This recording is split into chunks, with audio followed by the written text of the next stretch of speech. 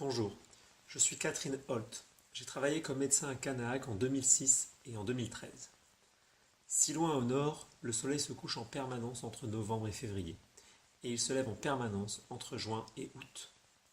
Les températures hivernales peuvent descendre en dessous des -50 degrés.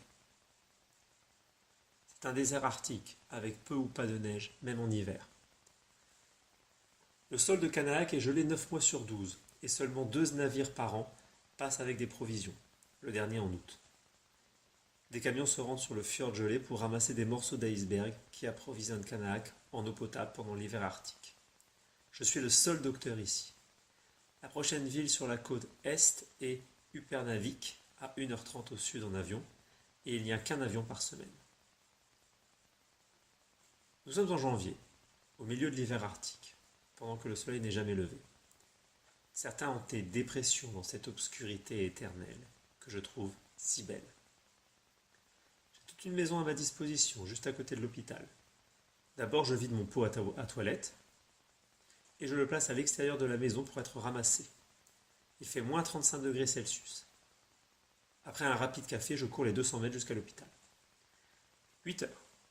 Réunion du matin à l'hôpital. On est mercredi, jour de la chirurgie. Le jeudi, ce sont les vaccinations. Le mardi, ce sont les examens des enfants. Aujourd'hui, nous avons 2 avortements programmés. Si je n'étais pas capable de les exécuter, ils auraient été envoyés vers le sud à Upernavik à 1h35 d'avion ou à Ilulissat à 3h30 d'avion. 9 heures. Début des consultations. 2 patients présentent un rhume et pour l'un d'entre eux, il faut contrôler son diabète. Un enfant présente une éruption cutanée.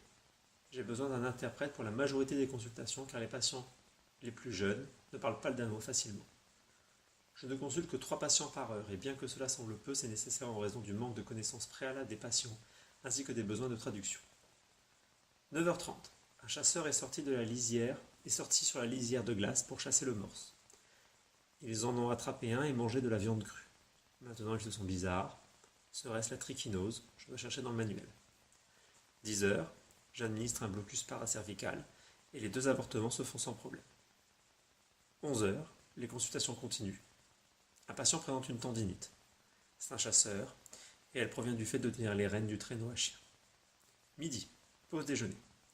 L'infirmière m'a dit qu'un hélicoptère de la base aérienne de Thulé venait d'atterrir et d'apporter des œufs. Il n'y a pas eu d'œufs à Canahac depuis 2 semaines. Je descends au supermarché où il reste 15 boîtes d'œufs. J'en ai pris 2. Je vérifie le reste du magasin, bien garni d'aliments secs et en conserve. Les produits laitiers et les légumes sont congelés.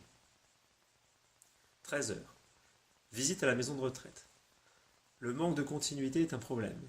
Un nouveau médecin vient tous les 1 à 3 mois. Je ne connais pas les patients, mais je fais de mon mieux avec l'infirmière, chef de file, pour passer en revue et mettre à jour toutes les ordonnances. 14 heures.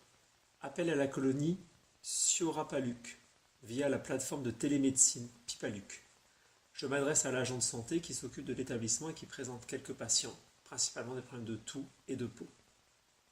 Tout cela se fait par ordinateur et caméra. 15 heures.